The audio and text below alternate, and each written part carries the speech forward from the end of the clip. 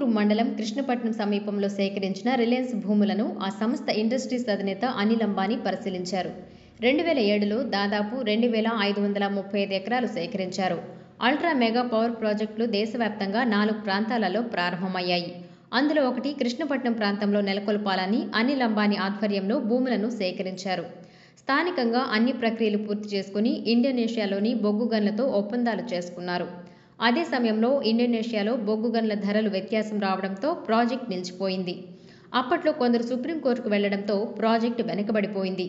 మారిన రాష్ట్ర ప్రభుత్వాలు ఆ భూములపై దృష్టి సారించకపోవడంతో నిరుపయోగంగా మారాయి. ప్రస్తుతం అనిల్ అంబానీ పర్యటనతో స్థానికులలో, ప్రజాప్రతినిధులలో కదలిక మొదలైంది. ప్రస్తుత ప్రభుత్వం ప్రాజెక్టులపై దృష్టి పెట్టడంతో పారిశ్రామికవేత్తలు ఆయా భూముల గురించి పరిశీలన చేస్తున్నారు.